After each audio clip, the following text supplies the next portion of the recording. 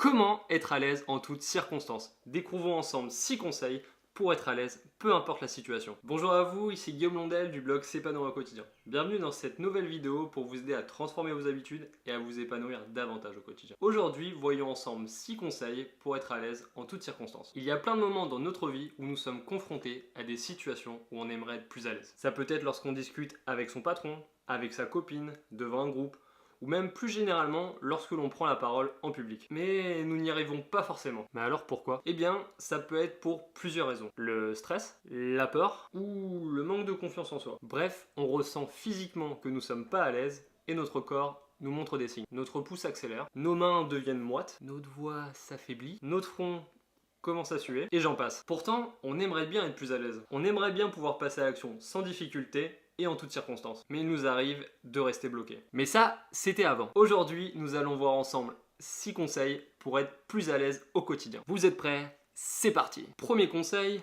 prendre conscience que c'est normal. Oui, c'est normal de ne pas être à l'aise tout le temps et en toutes circonstances. Oui, c'est normal d'avoir du stress, d'avoir une boule au ventre ou encore de chercher ses mots. Il est normal et même vital de vivre avec du stress. Ça fait partie de notre vie. Et vous savez quoi? Le stress nous sert d'indicateur pour nous mettre en alerte d'un potentiel danger. Mais attention, il faut savoir le gérer. Oui, car la plupart du temps, c'est une projection erronée de la réalité. C'est-à-dire que lorsque nous sommes stressés, nous imaginons une situation qui n'est pas encore arrivée en ayant une légère tendance à l'exagérer ou à la minimiser. Alors donnez-vous la permission d'être mal à l'aise, d'être vulnérable et de faire des erreurs. Bref, d'être tout simplement vous-même. Deuxième conseil, sortir de sa zone de confort. Ah, l'éternelle zone de confort. Plus on en sort, plus on se sent à l'aise dans des situations où on ne l'était pas auparavant. À force de faire des choses inconfortables, on les transforme en quelque chose de confortable. Ça devient de plus en plus facile et on s'y habitue. C'est comme quand on a appris à marcher, à parler ou à écrire. Maintenant, on ne s'en rend même plus compte,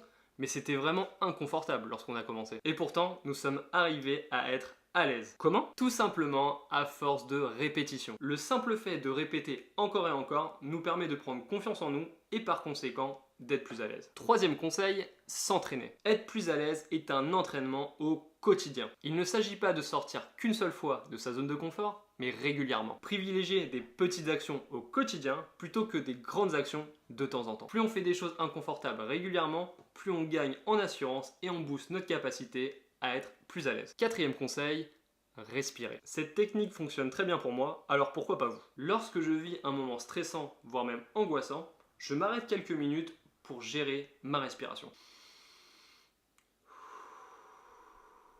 La respiration aide notre corps et notre esprit à se détendre. Le fait de respirer calmement et lentement permet d'envoyer de l'oxygène à nos cerveaux et à nos muscles. Plus on se remplit d'oxygène, plus on accède davantage à nos ressources. Et vous aussi, avant de faire face à une situation stressante, prenez le temps de bien respirer. Et profitez-en pour apprécier le calme autour de vous. Cinquième conseil, sourire. Allez-y, souriez. Bon, bien sûr, vous n'avez pas besoin de faire un sourire de niais. Mais souriez simplement de façon simple et naturelle. Vous vous demandez pourquoi? Eh bien, si vous êtes dans une attitude négative, le simple fait de sourire pendant quelques secondes va vous permettre de transformer votre énergie et de changer votre attitude en une attitude positive. Donc prenez l'habitude de sourire et vous deviendrez naturellement une personne plus souriante, positive et à l'aise au quotidien. Sixième et dernier conseil, avoir un ancrage. J'utilise énormément la technique de l'ancrage lorsque je me sens mal à l'aise. Oui, ok, mais c'est quoi un ancrage? Un ancrage, ça peut être un geste simple, comme fermer le poing ou sauter sur place. Ça peut être une phrase simple que je me répète, comme j'ai du succès ou je réussis tout ce que j'entreprends. Ça peut également être un mot, comme confiance ou liberté, ou une image que je visualise dans ma tête. Ça peut être mes prochaines vacances sur une île paradisiaque ou le visage de l'un de mes enfants. Mais ça sert à quoi? C'est une technique pour s'aider à être soi-même et à retrouver toute sa confiance. Alors à vous de trouver votre propre ancrage et de l'utiliser à bon escient. Et surtout, n'oubliez pas une chose essentielle.